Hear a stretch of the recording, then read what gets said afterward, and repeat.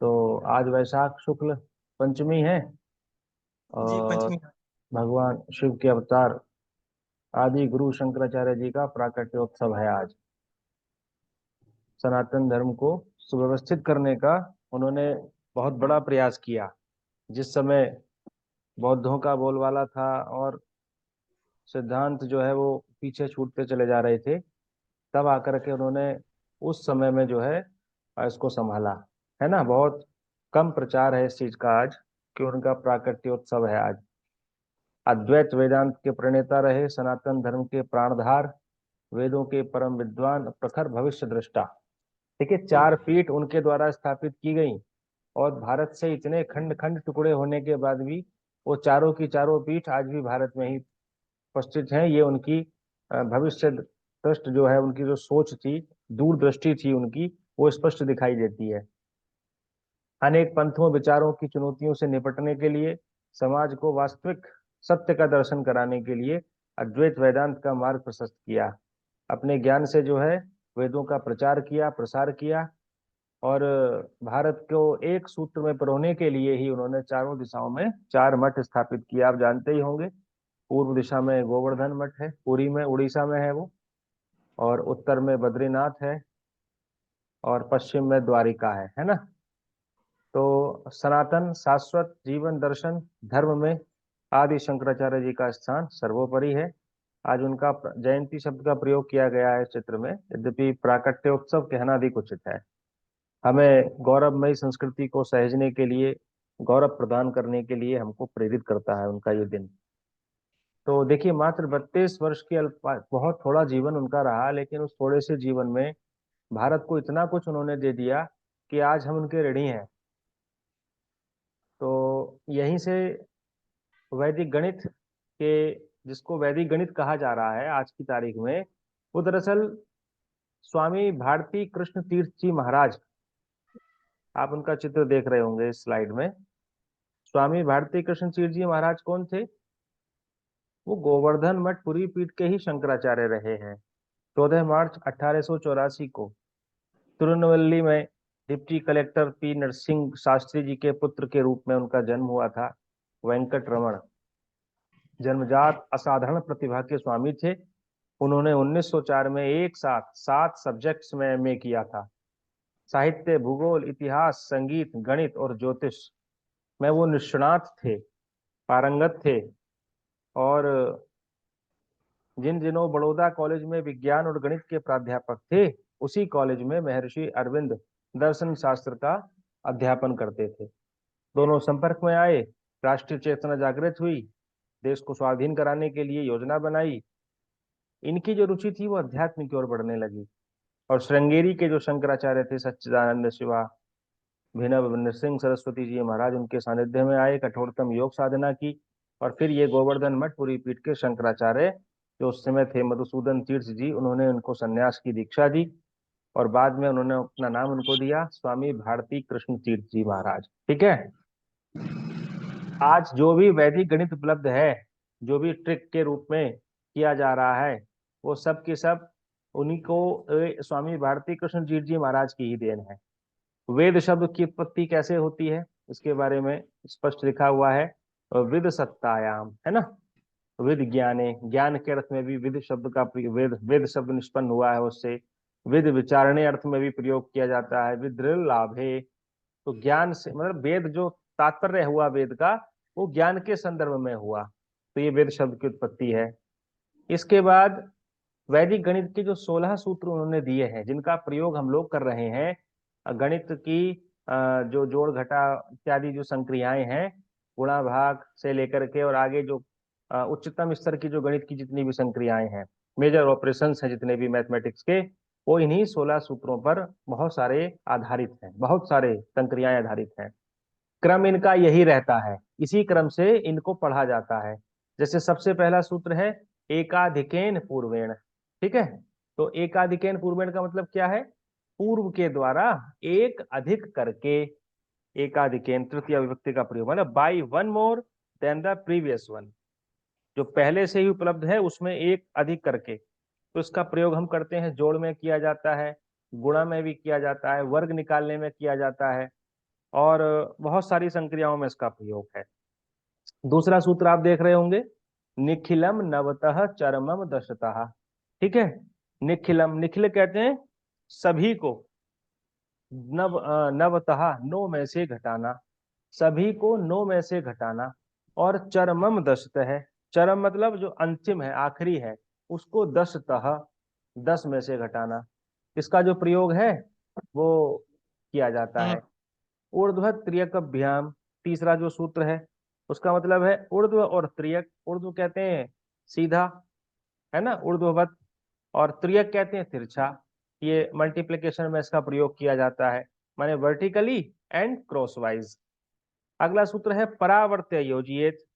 परावर्त्य योजित का तात्पर्य है पक्षांतरण करके, माने ट्रांसपोज एंड अप्लाई, है ना। पांचवा सूत्र है शून्यम साम्य समुच्चय। शून्यम साम्य समुच्चय माने समुच्चय की समानता होने पर भी शून्य हो जाए। तो अनुरूप पे शून्यमन्यत, ये छठा सूत्र है। इसका मतलब है अनुरूपता अगर हो जाती है तो अन्य शून्य हो जाते हैं। अभिप्राय आगे आप समझेंगे इसका। सातवां सूत्र है संकलन व्यवकलनाभ्याम। मैं आपको एक एक सूत्र का उत्पत्ति कैसे हुई और कहाँ इसका प्रयोग किस तरह से हम करते हैं ये आपको सविस्तार में समझाऊंगा। संकलन व्यवकलनाभ्याम, योग और ऋण, है ना, संकलन करना और व्यवकलन करना, इकट्ठा करना और घटा देना, by addition and by subtraction, ये सूत्र का अर्थ है। पूर्णा पूर्णाभ्याम, ये आठवां सूत्र है। इसका मतलब है जो पूर्ण है और जो अपूर्ण है, पूर्ण और अपूर्ण के द्वारा, मतलब by the completion and non completion of the square and the cube and the fourth power. Fourth power भी निकालने की प्रयोग जो है पूर्णा पूर्णाभ्याम से कर लिया जाता है। चौथी घात, जैसे द्विघात त्रिघात तो आपने सुना होगा, वर्ग निकालना, घन निकालना। लेकिन चतुर्थ घात अगर हो जाए किसी संख्या की, जैसे फॉर एग्जाम्पल एक्स की पावर 4 हो जाए, तब आप कैसे करेंगे उसको, तो उसका प्रयोग यहाँ पर मिल जाता है। यावदूनम, यावदूनम अगला सूत्र है। यावत ऊनम मतलब जितने की ऊन है, कमी है, ऊन कहते हैं कमी को, तो यावत जितना, जितने की कमी है, तो इसका प्रयोग यहाँ पर कर लिया जाता है। उसके बाद जो अगला सूत्र है वो है व्यष्टि समष्टि ही। व्यष्टि समष्टि, व्यष्टि माने अलग, व्यक्तिगत है, जो अलग है, एक है, एक को पूर्ण, और समष्टि कहते हैं पूर्ण मान लेना, एक को पूर्ण और पूर्ण को एक मानना, माने whole as one and one as whole. तो ये व्यष्टि समष्टि सूत्र है। शेषांकेन चरमेण, शेष अंकेन चरमेण, चरम से जो अंतिम है, अंतिम को चरम कहा जाता है। तो चरम में से जो जितना भी शेष बचा हुआ है, जितने भी सारे शेष हैं उसको ले लेना, अंतिम अंक से सभी शेषों को ले लेना, माने take any remainder and multiply it by the last digit. सोपानत्य द्वयमंत्यम, अंतिम और उपांतिम का दुगना कर देना, the ultimate and twice the penultimate. अगला है एक न्यूनेन पूर्वेण, तो समझ में आ रहा होगा आपको, पूर्व से एक अधिक कर, एक न्यून करके, एक कम करके, जैसे प्रथम सूत्र था एकाधिकेन पूर्वेण, पूर्व से एक अधिक करके, ये है पूर्व से एक न्यून करके, by one less than the multiplicand, यानी जब जो पहला है, जो प्रीवियस वन है, उसमें से एक कम करके। और अगला है गुणित समुच्चय, यानी गुणितों का समुच्चय कर लेना, द प्रोडक्ट ऑफ द सम। और अंतिम है गुणक समुच्चय, गुणकों का समुच्चय कर देना। तो ये जो सूत्र हैं इनको कहा जाता है वैदिक गणित के 16 सूत्र। इनका प्रयोग स्वामी भारती कृष्ण तीर्थ जी महाराज ने किया था, और जिस समय उनके द्वारा ये प्रयोग किया गया था तो पूरे यूरोप में गणित के जगत में एक क्रांति सी आ गई थी कि एक सन्यासी के द्वारा जो है गणित के क्षेत्र में इतना बड़ा कार्य किया गया।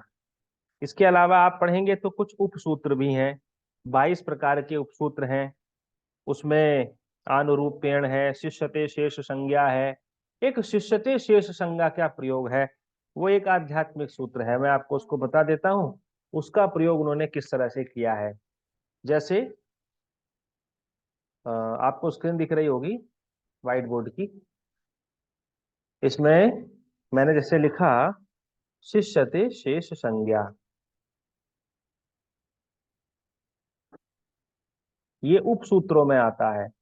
जो मैंने आपको बताए हैं अभी 16 ये सूत्र हैं, इनके इनको फॉर्मूला, और ये जो मैं लिख रहा हूं ये उप सूत्र है, ये उप प्रमेय है, सब थ्योरम है ये। शिष्यते शेष संज्ञ है, संज्ञ है, माने शिष्यते कहते हैं जो बच जाता है उसकी शेष संज्ञा हो जाती है। ये सूत्र इन्होंने कहाँ से निकाला? आप कहेंगे कि अपने आप बनाया? अपने आप नहीं बनाया। यदि आप श्रीमद् भागवत पढ़ते हैं तो श्रीमद् भागवत पुराण में एक हमको छंद मिलता है। क्या छंद है वो? कि जिस समय ब्रह्मा जी की आयु समाप्त हो जाती है उस समय जो बच जाता है अंत में उसको हम शेष कह देते हैं। जो प्रकृति के पंच तत्व हैं वो एक दूसरे में समाहित होते चले जाते हैं और अंत में जो बच जाता है उसका नाम शेष है। तो ये दार्शनिक सूत्र है, इसका प्रयोग गणित में भी किया गया। जब हम भाग की संक्रिया करते हैं तो क्या करते हैं, भागफल आया और भागफल आने के बाद में जिसमें भाग नहीं गया, जो बच गया अंत में, उसको हम शेष कह देते हैं, है ना। तो जो शेष शब्द है उसकी उत्पत्ति ही यहीं से आई है।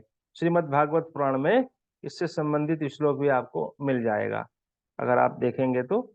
मैं समझता हूँ तृतीय अध्याय में संभवतः इसका प्रयोग किया गया है। इस श्लोक में आपको दिखा देता हूँ अभी।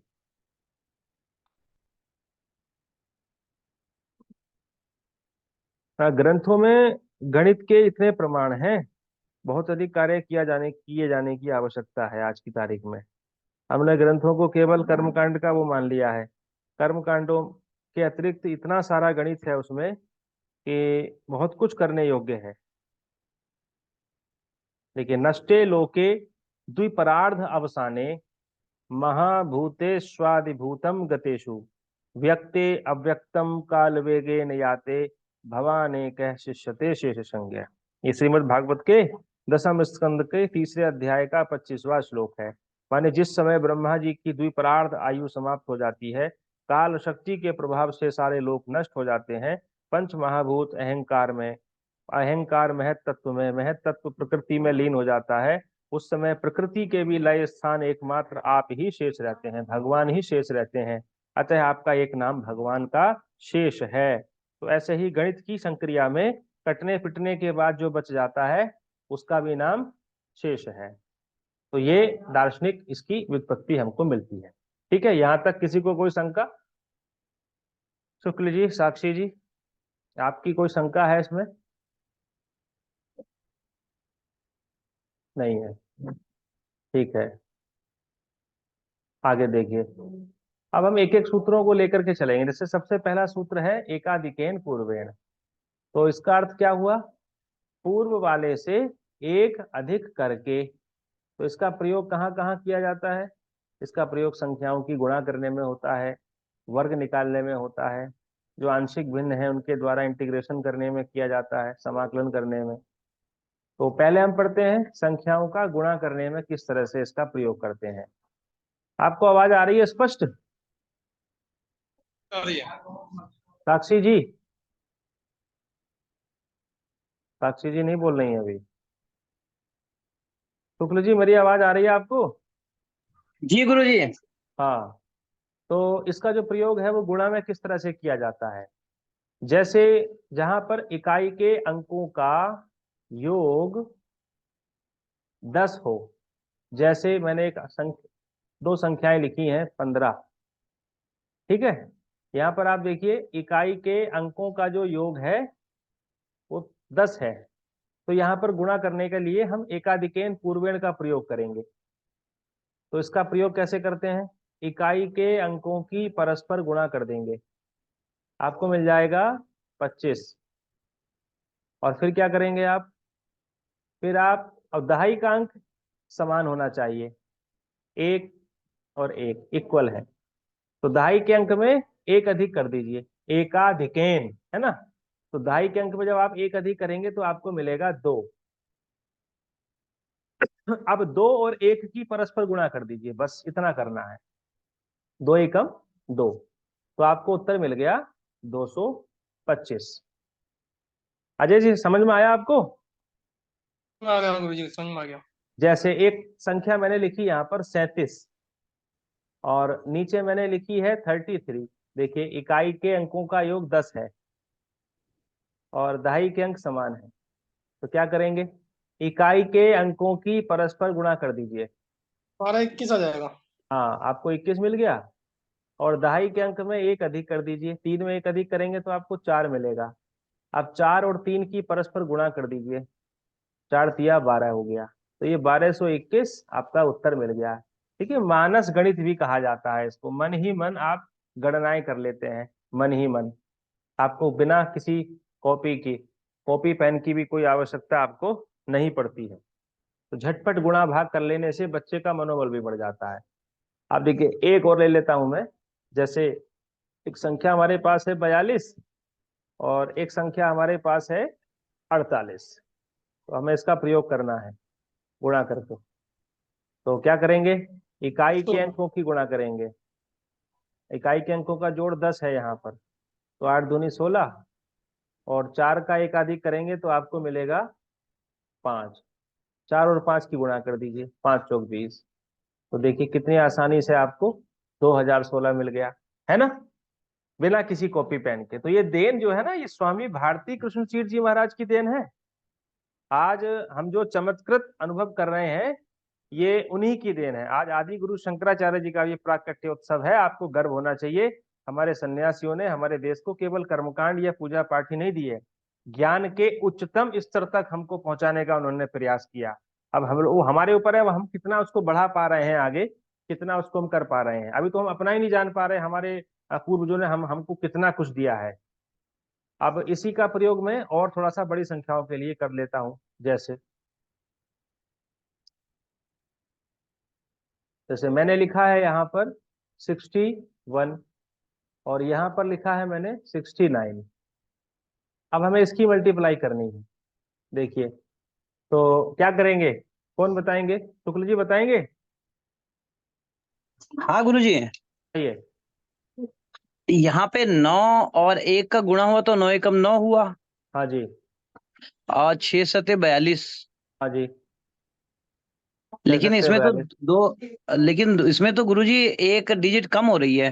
हाँ, तो हम ये 9 को क्या करेंगे, जैसे 6 सत्ते 42 हुआ है, दो जी डिजिट में आंसर है, तो इसको भी दो ही डिजिट में लिखेंगे। यानी इसके आगे जी। हम क्या करेंगे, शून्य लगा देंगे। जीरो। ठीक हो गया गुरुजी। इस तरह से जो है 4209 आपको उत्तर मिल जाएगा। जी।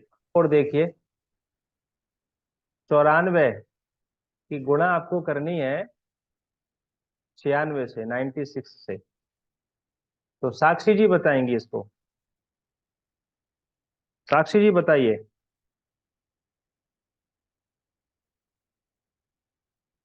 अजय जी बताइए। 90 24। 9 धाई, 9 का एक अधिक किया तो आपको 10 मिला। 10 और 9 की गुणा की तो 9 धाई 90 हो गया। और इकाई के अंकों का क्या करते हैं, परस्पर गुणा कर लेते हैं। तो 6 चौक 24, दो डिजिट में ये हो गया, दो ही डिजिट में वो हो गया। तो इस तरह से 90 24 आपका उत्तर हो गया है। बहुत बढ़िया। आगे और देखिए। अब आपके पास है 105, नहीं 105 नहीं, चलिए 102 ले लेते हैं। 102, अब तीन अंकों पे आ जाइए। 102 और 108। अब आपको इसकी गुणा करनी है। तो क्या करेंगे, 2 और 8, इकाई का अंक 8 दूनी 16 हो गया गुरुजी। 16 हो गया।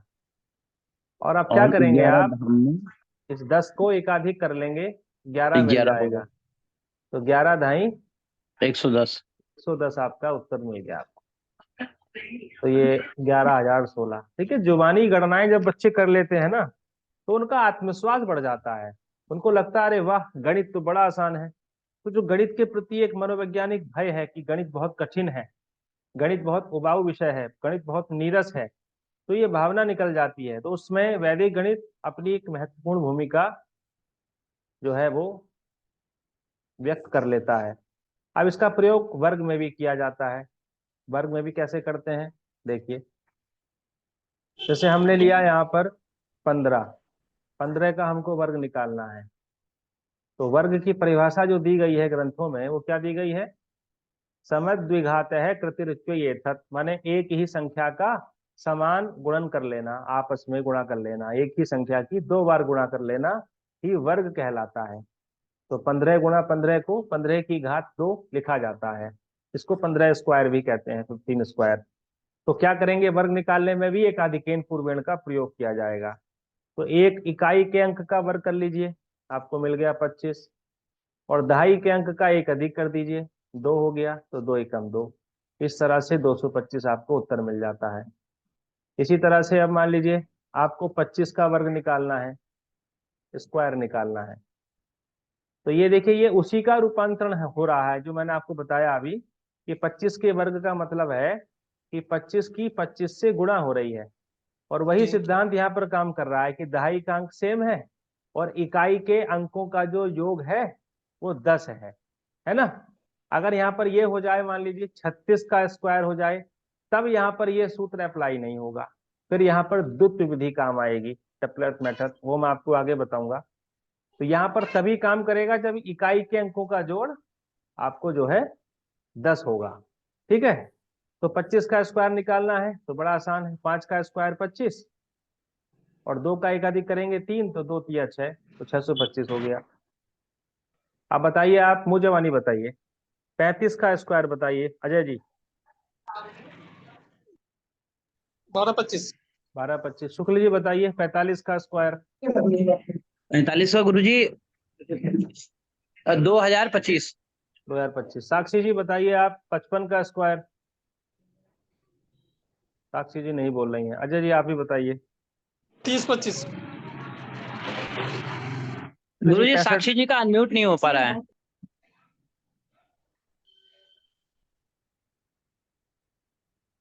साक्षी जी बोलिए, आवाज आ रही है मेरी? उनका अनम्यूट नहीं हो पा रहा है गुरुजी। उनको एक बार आउट होकर के दोबारा से इन होंगी तब संभवतः हो जाए। चलिए कोई नहीं, मैंने तो अनम्यूट करने का प्रयास किया। आप एक बार निकल करके फिर से जुड़ जाइए अगर मेरी आवाज नहीं आ रही है तो, क्योंकि आपकी आवाज नहीं आ पा रही है। हाँ, तो 65 का स्क्वायर। 42-25। 6 7 42 25। 75 का स्क्वायर। 56-25। 56 25। 85 का स्क्वायर। 45-25। नहीं, 72-25। 72। 72-25। हाँ, और 95 का स्क्वायर। 90-25 गुरुजी। बताइए 105 का स्क्वायर। 11 से कर लीजिए 110-25। 110 25। शुक्ल जी बताइए 115 का स्क्वायर। अब शुक्ल जी गुणा कर रहे हैं 11 की और 12 की। हाँ गुरुजी 16 धाम वाले में चक्कर पड़ जा रहा है। तो आपको थोड़ा सा अभ्यास करना पड़ेगा इसमें। जी गुरुजी। गुणा 12 से करनी है तो उसका आसान तरीका है कि पहले 12 की 10 से कर लीजिए, 12 ढाई 120 और उसमें 12 जोड़ दीजिए तो 132 25 हो गया। हाँ ठीक हो गया गुरुजी। ऐसे जैसे 125 का वर्ग बताइए।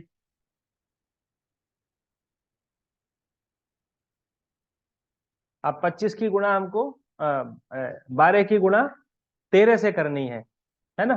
तो 13 ढाई करिए पहले तो 130, और 13 दूनी 26, 130 में 26 जोड़ दीजिए तो 156 हो गया। 156 25 उत्तर मिल जाएगा हमको। ठीक है। जी गुरुजी। हाँ, अब बताइए 175 का वर्ग।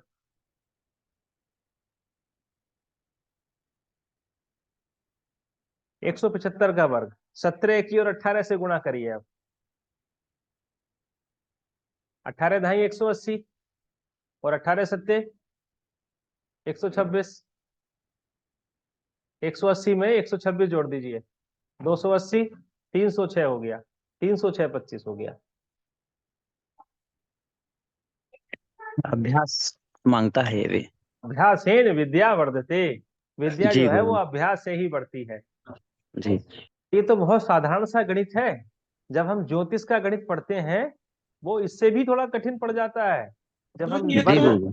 जब हम वर्ग दाई अंक अगर समान होगा तब ऐसा होगा, लेकिन इसके अतिरिक्त अगर दाई अंक समान ना हो नहीं, उसके लिए अब चलेंगे। अभी हमने आज केवल आपको एकाधिकेन पूर्वेण का प्रयोग समझाया है। जब आप ये 16 सूत्र सीख लेंगे तो बहुत निष्णात आप हो जाएंगे। उसके लिए फिर हम द्वित्व विधि का प्रयोग करते हैं, डपलेट मेथड है। अगर इकाई का अंक जो है जोड़ उसका 10 ना हो, कुछ भी हो जाए, इकाई के अंक का जोड़ 12 हो जाए, 14 हो जाए, तो फिर हम द्वित्व विधि का प्रयोग करते हैं। उसको हम सिखा देंगे आगे आपको, वो भी बड़ा आसान है। ठीक है, तो बस आज के सेशन को यहीं रोक देते हैं और अगले छठी कार्यशाला में अब हम सूत्रों के प्रयोग का धीरे धीरे हम सूत्रों के प्रयोग से सीखेंगे।